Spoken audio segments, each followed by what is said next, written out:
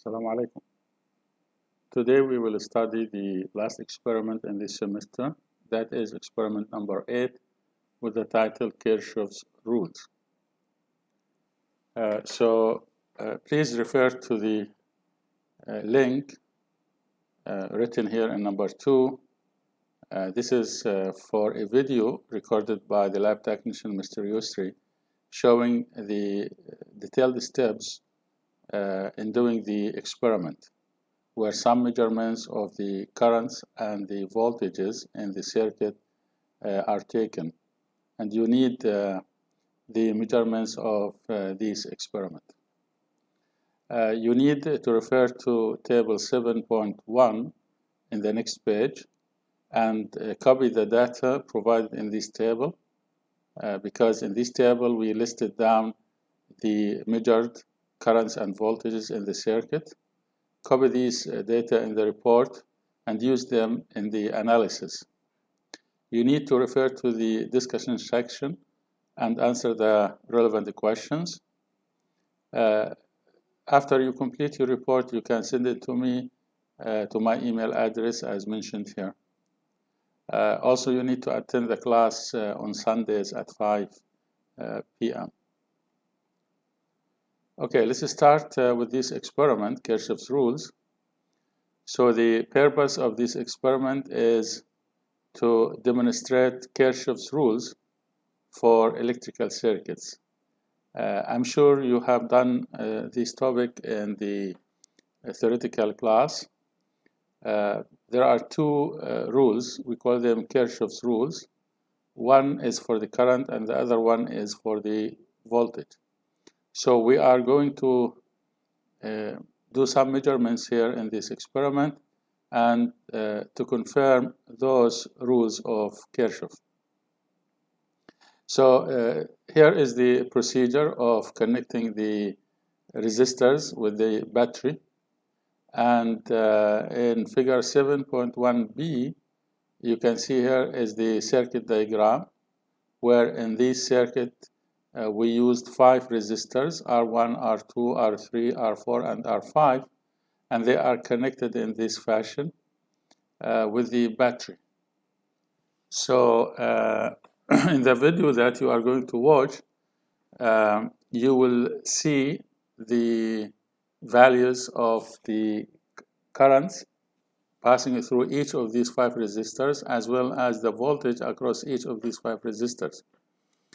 Also, the total current in the circuit will be measured, and the voltage across the battery will be measured. So you need to watch the video first, and if you refer to this table, table 7.1, in the first column here, you can see the value of the resistances in ohm.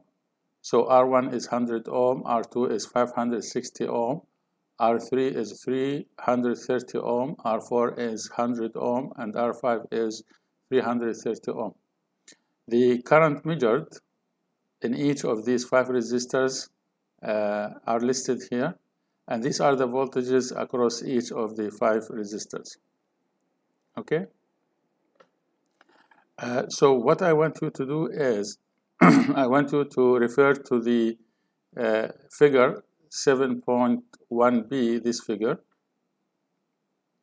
and determine the equivalent resistance of the circuit, R sub EQ, by using the following 2 methods. So I want you to use 2 methods to calculate the equivalent resistors. The first method is use the resistors combination rules. Here you have to figure out what kind of combination among the 5 resistors, whether they are connected in parallel or in series, and determine the equivalent resistance between point A and point B. This is the equivalent resistance of the circuit. The second method is use Ohm's law to find the equivalent resistance if the total current passing through the circuit is 6.5 milliampere and the voltage across the battery is 1.443 volt. So this is the value of the total current, and this is the value of the voltage of the battery. You can use Ohm's law to find the total resistance or the equivalent resistance in the circuit. So the two methods should give you the same value of equivalent resistance. Now,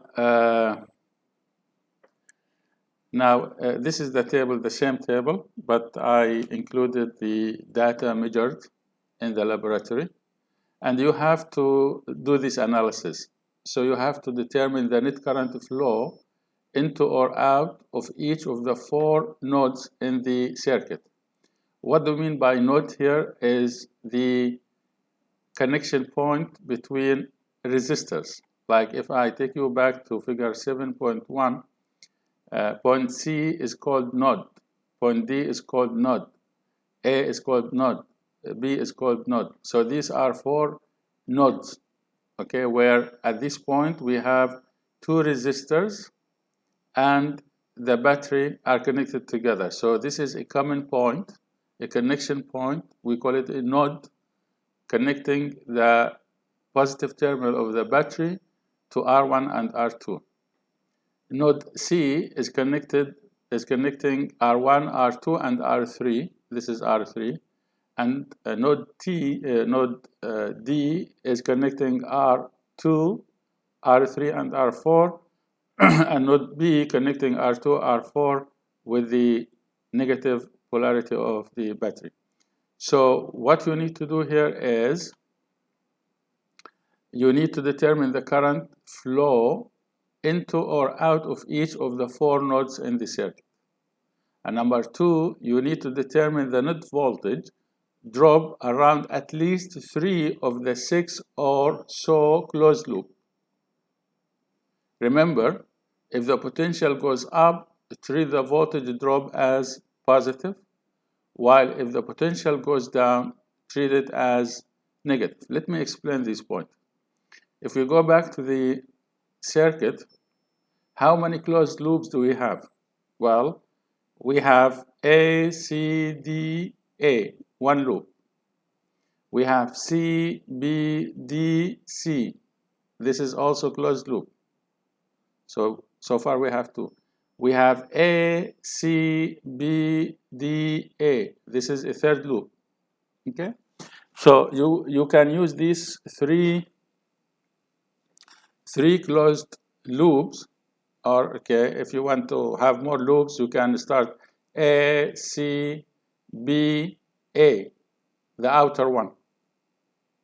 Again, A, C, B, and you come back to A. Or you can use A, D, B, A. Again, A, D, B, and then you go back to A. So these, we call them closed loops, means you start from one point, you go through the components in the circuit in one round until you come back to the same starting point. You move either clockwise or counterclockwise. This is called a closed loop. So you need to select only 3 closed loops, and you can apply Kirchhoff's voltage rule to these loops. Okay?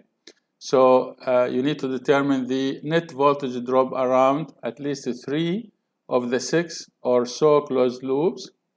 And now, what does that mean? Remember, if the potential goes up, treat the voltage drop as positive, while if the potential goes down, treat it as negative. Means if you are moving in the battery from negative to positive terminal in the battery, then the voltage here is positive. If you are moving from the positive terminal to the negative terminal, this will be a negative voltage drop. If you are moving in the circuit with the direction of the current, the voltage drop will be negative. If you are moving in the circuit against the current flow, then the voltage drop will be positive. Then you have to confirm the Kirchhoff rules, both of them, by using the data presented in this table. There is an extension here where this is another circuit. So build the circuit below and apply the same procedure you used previously. Analyze in terms of Kirchhoff rules. If possible, try to analyze the circuit ahead of time and compare your measured values with the theoretical computed values. Here we are going to use the same values of resistances as before, as in table 7.1.